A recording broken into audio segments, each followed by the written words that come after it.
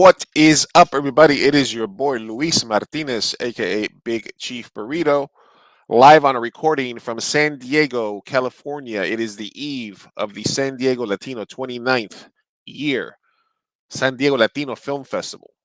Back in person after 2 years of virtuosity.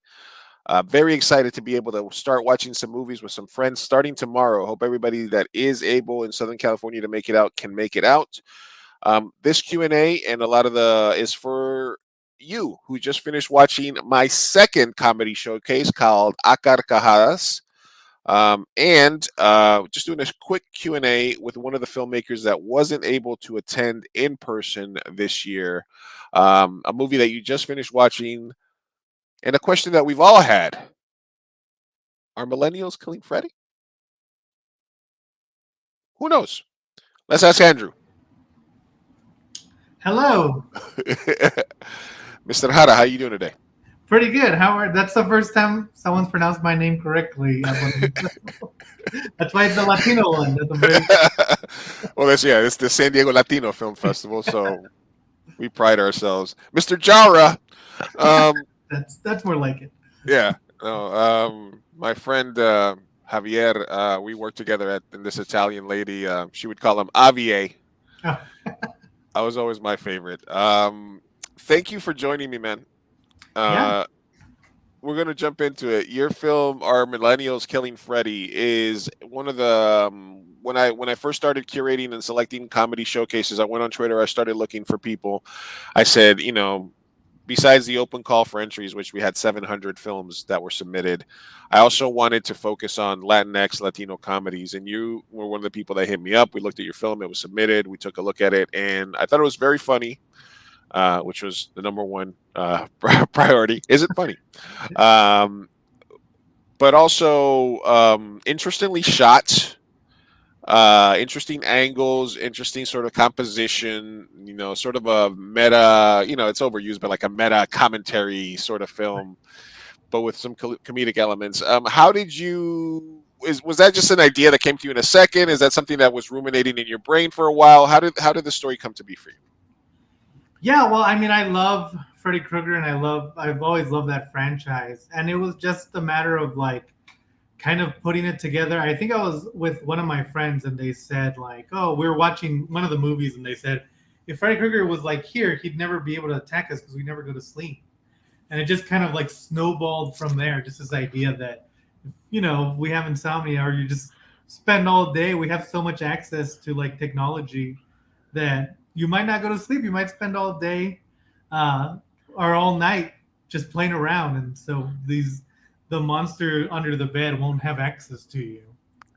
It's similar to like a bit that I used to do, which was I would say that every Seinfeld episode is something that could be fixed by a phone app, by an app on your smartphone now.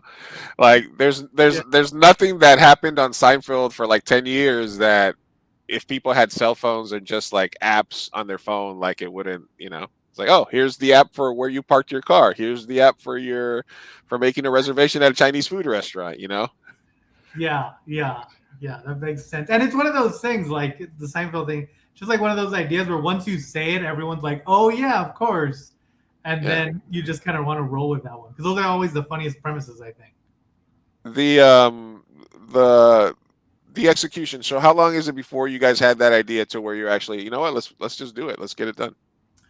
Well, I had the idea, and then it was just writing it out, which probably took a few days. It wasn't too hard, and then my director of photography, she's in Los Angeles, so that was the biggest thing is trying to figure out um, the scheduling. Her name is Kelsey McCulloch, Okay. Is she going to be able to come down or no?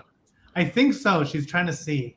Okay. And so she was able to. So we brought her down, and then just finding actors. And we originally had one actor, but he got COVID right before Hmm.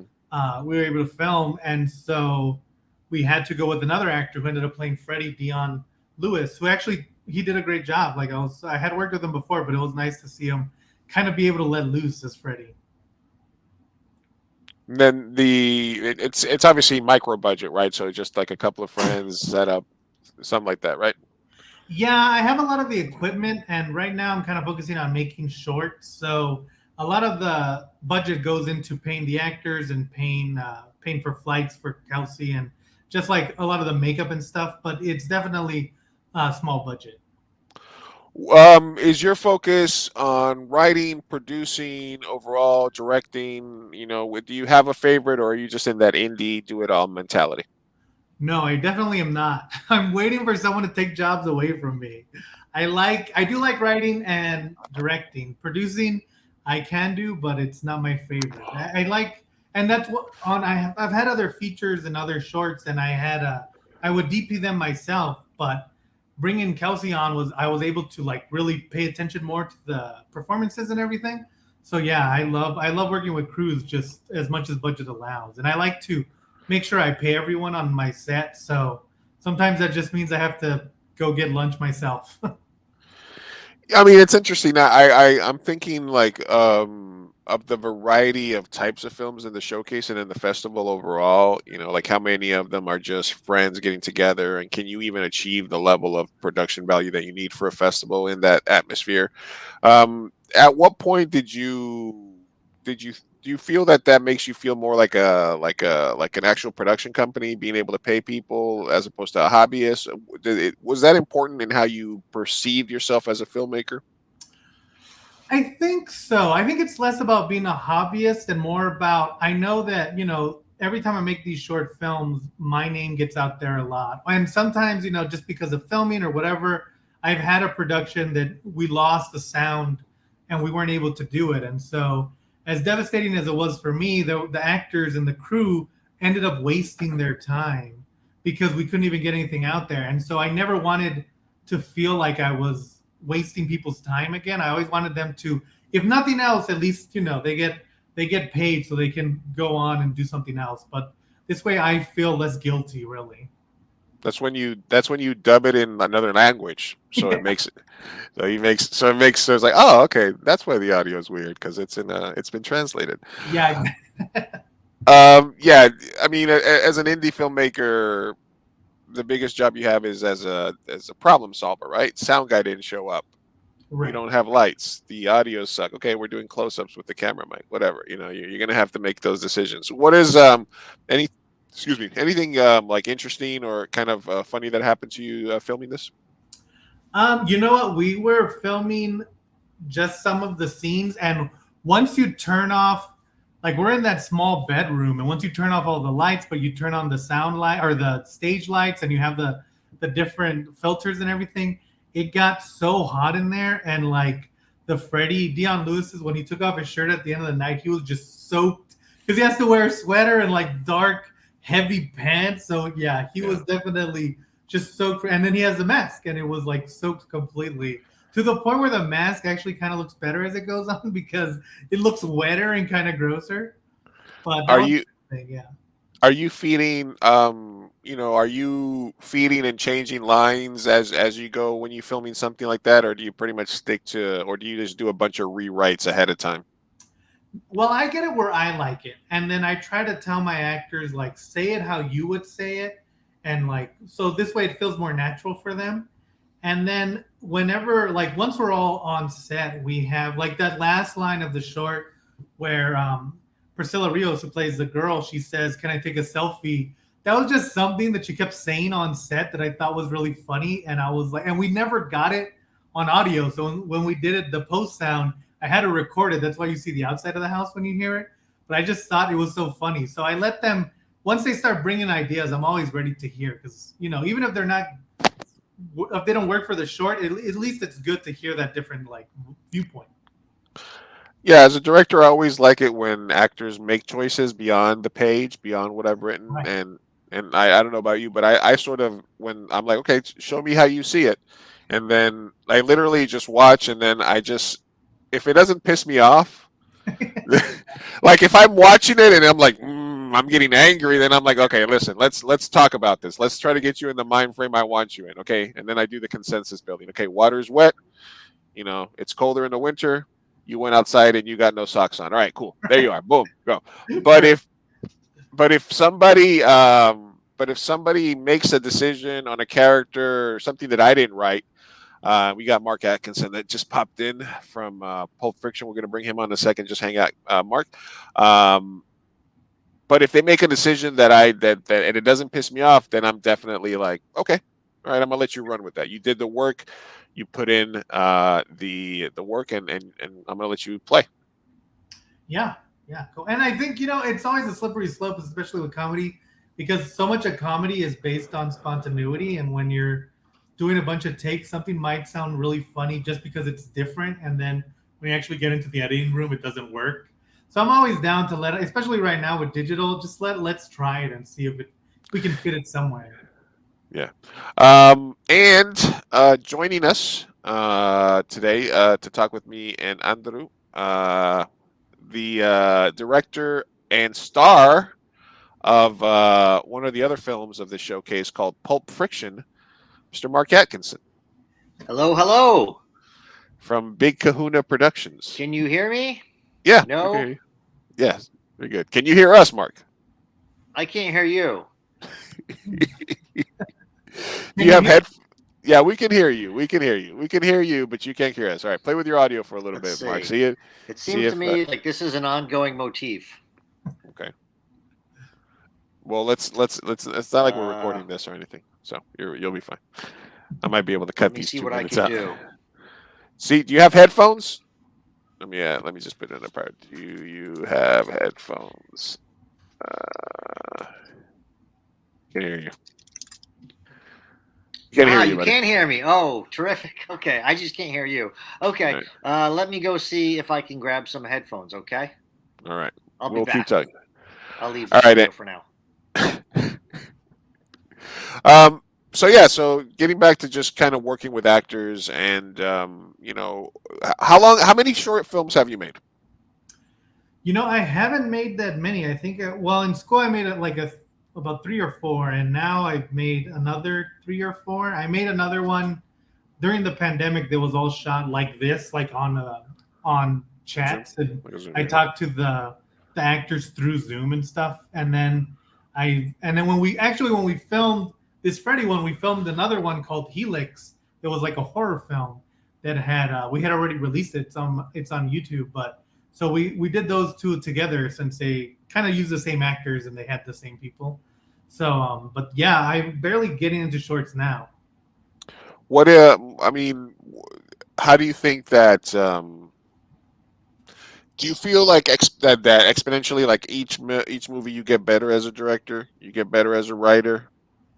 Yeah, I think especially with kind of like realizing the limitations of myself and like just figuring things out. I think working with people that I trust and like every time you learn a little bit more about what you work best when, how to deal with different personalities. So I definitely think the more you can direct and everything, the better you do get.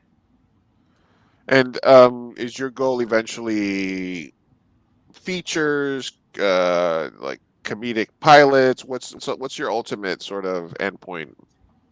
I think just in general, just storyteller in one way or another. I have some ideas for some TV shows, for some features, for more shorts. I want to get those a lot out. They all have positives and negatives, and I really do want to keep doing shorts because it's so fun to be able to like show them here and then put them out on YouTube. And then with features, you do get the longer time, but you also it takes a lot longer to like get it made and get it distributed and everything. But yeah, eventually I'd like just like a general mix of everything, just whatever fits the story, really. What kind of influences do you have from a comedic standpoint or from a filmmaking standpoint? Comedic, probably like a lot of like The Simpsons, Seinfeld, a lot of those kind of like sarcasm, like observational humor stuff. For filmmaking, the reason that I, decided to become a filmmaker was because of Guillermo del Toro. I went to see Hellboy, his film from 2004, and the fact that I saw this Mexican director making like a monster movie, something that you've seen Robert Rodriguez, but his movies in Spanish. It's about these border towns, but Hellboy was just about a monsters, and I realized that we could tell all types of stories, and that's really what kind of kicked me off into thinking that I had a shot to be a filmmaker. You know, I saw Nightmare Alley. Oh yeah. Yeah, it was all white. Yeah. Yeah. That's my current Guillermo del Toro joke about Nightmare Alley. It's all right. It was all right. It was all right. Um, I mean, we got to say it, right? We got to have that conversation. I do, and I, you know, and it's funny because, right, I mean, he does have all the power to bring in more Latino. He has yet to do it. I don't know why, but hopefully he brings some in because it would be nice. I mean, especially like Nightmare Alley, you didn't need any of those roles specifically to be white. They could have gone to anyone. I mean, you're already doing remakes, like, and if I guess there is some thing to be said for sticking to the original, but like you said, you are they're not going to say no to you, Guillermo. Right? If you would have said Isaacs instead of Bradley Cooper, you still would have gotten the money made. You could have said John Leguizamo as somebody. They would have said, yeah, sure. You could Yeah. have, Um, I don't under. I mean, and I'll say this as a filmmaker, my first film that we made starred a white dude. Um, I think some of it unfortunately gets ingrained because we're so affected and so influenced by the movies we watched growing up that we almost think that that's the kind of movie we have to make. Yes. Yeah. And you know what? That brings up a good point because with these movies, I all the other shorts have been like a mix of Latino and other actors, but I never really thought about it until, once, like, as bad as it sounds, once Trump came into power and I realized how important it is to kind of, like we were saying, like Guillermo del Toro has the power, and I don't have the power, but I have the power on my shorts to at least bring in some Latino and Latina actresses and Latinx, and that's actually why I used Priscilla Rios because she's a reporter, and I wanted to bring in more Latinas, and so I reached out to her to like kind of work together, and she came out great, but there does have to be some effort, and I'm like that is one of the things that I'm trying to do a lot more of, especially like you were saying, like it gets lost sometimes with all the media we consume that doesn't have our faces. It's so easy to forget that we can give each other chances as well. Yeah, I was having a conversation with somebody recently. I'm going to have, I think, because they're going to connect me with him. I have interviewed two people that are friends with the actor A. Martinez, who was from L.A. Law and a bunch of other shows, and specifically the reason I want to interview him was because I remember in the late '80s, I was walking by a television, or I was changing the channel on a TV for my dad back when you used to have to like go up and when you were the remote control, my dad would tell me go change the channel. I would get up and I would go physically change the channel on the TV, and I put it on past the channel, and it was the introduction to, it was the opening theme to L.A. Law, and I let it. He's like, "What's this?" So I started watching it for a second, and then right on the screen, because my name is Luis Martinez, right on the screen it said A. Martinez, you know, like guest starring or something. Just A. Martinez on the screen, Channel 8, CBS, or whatever it was, like TV. And I've never forgotten that moment for me Right. because I just literally saw A. Martinez written on a TV screen, on a American network TV screen. Yeah. And it's always and I didn't even see his face. I didn't even see him on the show till later on because I didn't watch Ellen Law. Right.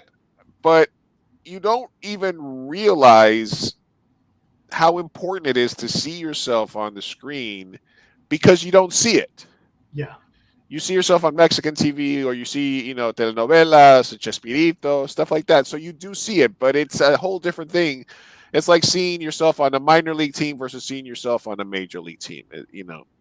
So yeah. So kudos to you for and for more Latinx filmmakers that do make the decision to show more perspectives, give more positions, give more jobs, give more parts to, Latino, Latina DPs and actresses and stuff like that.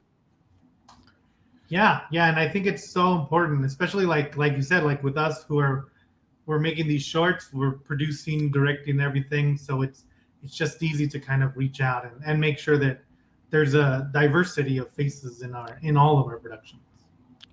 All right, we're going to see if Mr. Atkinson for Pulp Friction is going to be able to join us here. It says his devices are not connected, so we don't know. I do know that there are several people. Now, you're in New Mexico. Um, what kind of film scene you guys got out there? New Mexico is becoming a pretty big film hub. They have the big incentives. Albuquerque, of course, has the big Amazon opened up something there, right? Or Netflix opened Netflix? some studios, yeah.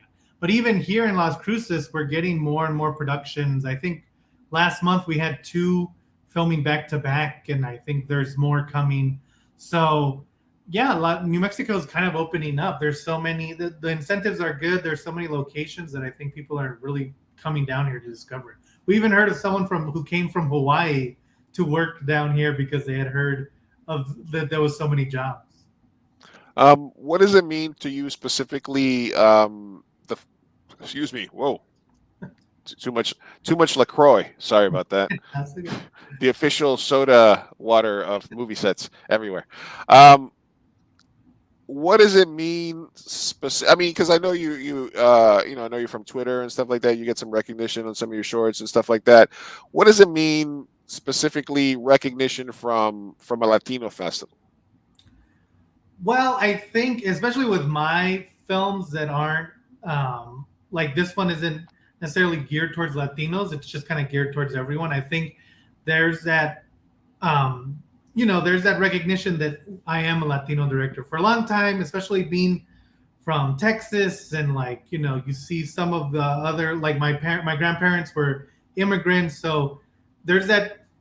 I feel like sometimes I'm not sure if I'm being the best representation of Latinos, but then you turn around and you realize that like something like this makes me remember that every story I tell is a Latino story because every story I tell is coming from that same place. And so I'm able to like coming out here and being able to show my film here just reminds me that all voices are needed in the Latino community, not just you can have funny ones and scary ones and just everything. And I think that's very important to me.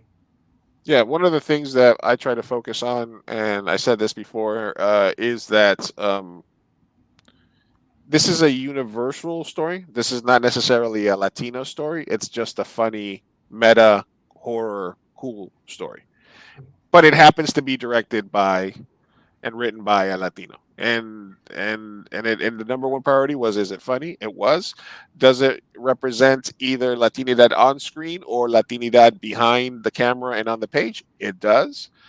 And I was happy to include it in the showcase, man. It is a funny movie. You have a good eye for comedy. You have you didn't waste a lot of shots. You just sort of let comedy lives in the wide shot.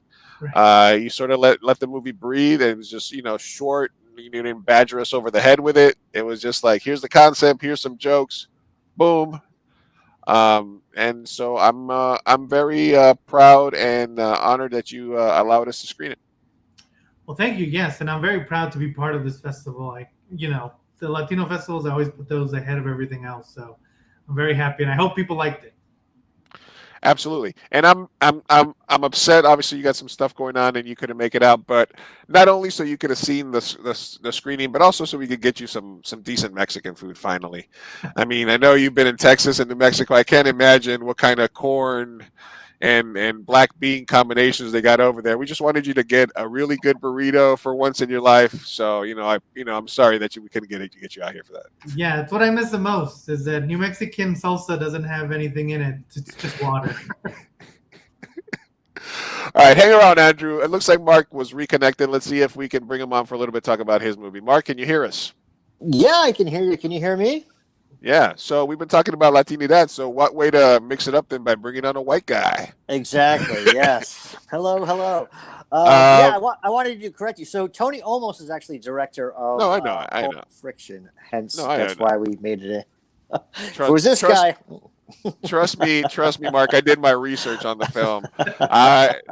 Pulp Friction. You guys watched this recently with the Carcajadas showcase. Tony Olmos, local Latin director, directed, but Mark Atkinson is a producer, director, actor here that I've worked with several times.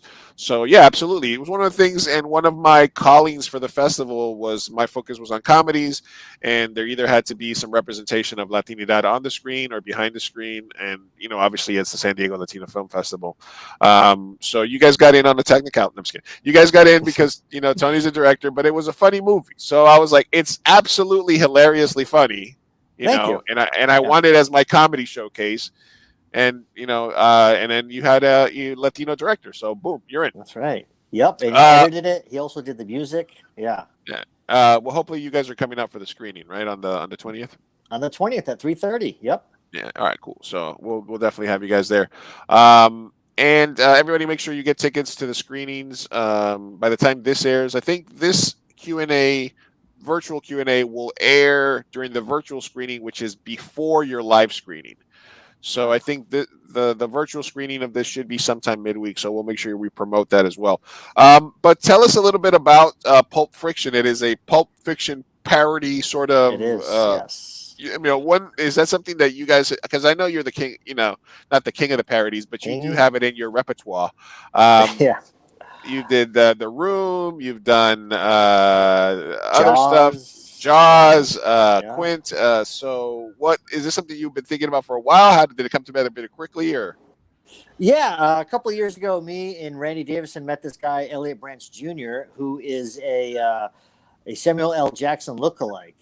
We met him at a Comic-Con pre-party, or a pre-Comic-Con party up in L.A., and he was just a cool dude. And I'm like, oh my God, we got to make a film with him one day. And I just kind of had the nucleus there that night. And I don't know, it took me probably like a year or two to write it. And then we were going to film it. And of course, the pandemic happened. So yeah, I think we met him in the summer of 2018. And we were going to film it in, I think, 2020. And it, we didn't get to film it until Memorial Day of 2021. And now it's out in the festival circuit. So it's doing pretty good. We got a pretty good ratio of getting in versus getting ejected, and it's been nominated, but a couple of times. I think we won one or two things, but it's been a blast. What is it? Do you find that there's a difference in recognition or how you feel about something when you get into a festival, like something here, local, hometown, versus something out of state? Is there a difference in there how you're perceived, or? Yeah, well, technically, I guess I don't know if you consider Oceanside San Diego. Well, Oceanside, yeah. Yeah, you do? Okay. Well, how about this is the debut of Pulp Friction in San Diego proper. How about that? Yes, in San Diego County. San Diego, yes. But yeah, we were in Austin, Texas 2 weeks ago. Is Andrew did you say you're from Texas or New Mexico? I'm from Texas, but I live in New Mexico. Oh, okay. Whereabouts? Sorry, I'm born in El Paso, and right now I'm in Las Cruces.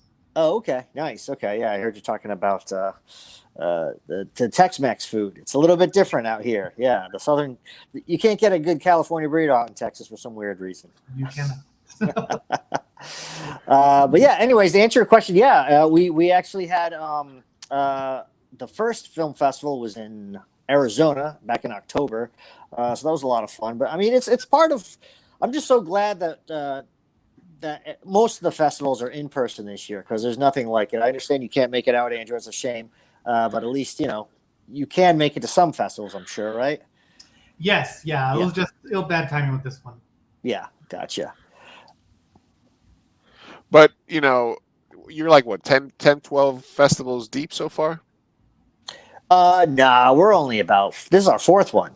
Yeah. Okay. It just seems like every other week I see you, like, at another festival. That's why I'm like, this movie's moving, baby. It's moving. Yeah, this is, okay, yeah. It's our fourth one, and then technically, I guess, we'll be in a fifth one that's going to be virtual. But, I mean, those virtual ones, I mean, I understand they're doing a hybrid this year, which is great for people who can't be there. But the ones that are just going strictly virtual, I don't know. I got a problem with that, but whatever. Well, it used to be if 3 years ago. It used to be 3 years ago. If a film festival was only virtual, that was a big red flag. Right. Right? Because that meant that it was just and there's a million money grab festivals out Yeah. there. Yeah. Like anything that's like anything. It used to be anything that's virtual only, where they just rented like a room at the Ramada and put up a step and repeat, and just was like no screening, no nothing, just show up and get your awards. Or anything that was like a monthly festival or a quarterly festival, all Yeah. money grabs. And I know that for a fact now because I got to see how the sausage is made. And there is How the no way, sausage is made. Yeah. there is no way any festival that's doing more than once a year is happening, because the care that it takes to do this over a year leading up to live screenings is incredibly difficult. And I was Yeah. just part of the selection and program committee, and I was swamped. I had to watch over 100 movies, do all Whoa. the synopses, like rate movies, reach out to filmmakers, make DCPs, all this shit. And I wasn't even one of the people that does all the hard work. So just as an FYI, if your festival is quarterly or monthly, you're a money grab. Sorry. But so it's definitely cool to be a part of it behind the scenes, man, and to be able to bring in because I know how it felt to be accepted by the San Diego Latino Film Festival and to be screen and watch a movie in front of an audience. So if in my position I can help other filmmakers get to that point, and especially in the genre that I love, which is comedy, then that makes me happy. So I applaud both of you for making funny movies. And I congratulate you guys both for hopefully continued success on your movie. Thank you. So and me and Andrew were wondering who would cast a Hispanic person yet first, Guillermo del Toro or you, Mark Atkinson?